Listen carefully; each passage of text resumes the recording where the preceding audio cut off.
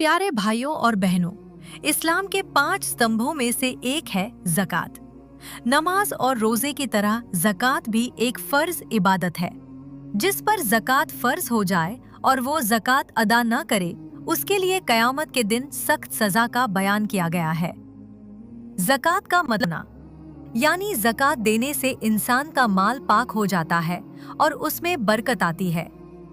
ज़कात कितनी देनी होती है? इस्लामी कानून के मुताबिक अगर किसी के पास 1 साल तक निसाब के बराबर माल रहे तो उसे अपने कुल माल का 2.5% ज़कात देना होता है। निसाब की मात्रा आम तौर पर लगभग 87.48 ग्राम सोना या 612.36 ग्राम चांदी की कीमत के बराबर होती है। उदाहरण से समझे। उधार आपके पास 1 लाख रुपए 1 साल तक जमा रहें तो उस पर 2.5% ज़कात देनी होगी। 1 लाख रुपए की ज़कात होगी 2,500 रुपए। उदाहरण 2, अगर किसी के पास 2 लाख रुपए हों तो उसकी ज़कात होगी 5,000 रुपए। यानी आसान तरीके से याद रखें, हर 100 रुपए पर 2 रुपए 50 पैसे ज़कात देनी होती है। किन किन माल पर ज़कात फर्ज होती है?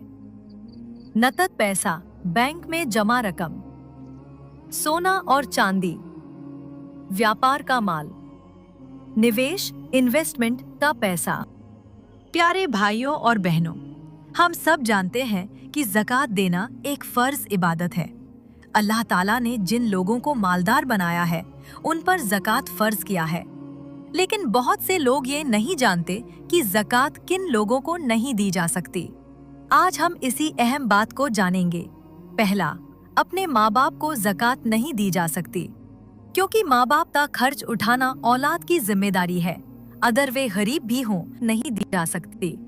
जिसके पास निसाब के बराबर माल हो, उसे ज़कात देना जायज़ नहीं है। ज़कात असल में गरीब और ज़रूरतमंद लोगों के लिए है। पांचवा, गैर मुस्लिम को ज़कात नहीं दी जा सकती। ज़कात खास तौर पर मुस्लिम कि कौन लोग इसके हकदार हैं। और बहनों, हमारे प्यारे नबी पहले यह अच्छी तरह जान लेना चाहिए कि ज़कात कौन लोगों तक पहुंचनी चाहिए जो सच में प्यारे नबी प्रॉफिट मोहम्मद ने हमें सिखाया है कि ज़कात ऐसे लोगों तक पहुंचनी चाहिए जो सच में ज़रूरतमंद हों। इसलिए ज़कात देते समय अपनी नियत को साफ रखे और तलाश करके गरीब लोगों तक ज़कात पहुंचाए। जरा सोचिए, हमारे आसपास कितने लोग हैं जो भूखे रहकर दिन गुजारते हैं, कोई इलाज के बिना तकलीफ झेल रहा है, और हम अल्लाह की दी हुई नेमतों का आनंद ले रहे हैं। लेकिन सवाल ये है, क्या हम अपनी जिम्मेदारी निभा रहे हैं? सोचिए तो, 100 रुपए में सिर्फ 2.5 रुपए, इतनी सी रकम देकर हम अल्लाह की रजा हासिल कर सकते हैं।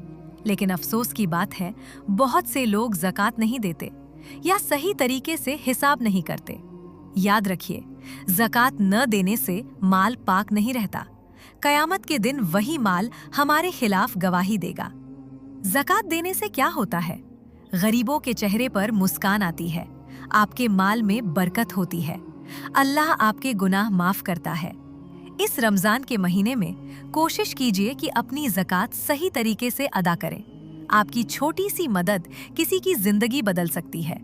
ज़कात सिर्फ एक फर्ज नहीं है, ये मोहब्बत है, इंसानियत है और अल्लाह की रजा पाने का रास्ता है। अगर वीडियो पसंद आए तो लाइक करें, शेयर करें और हमारे चैनल सोतो काहिनी टीवी 786 को सब्सक्राइब करना न भूलें।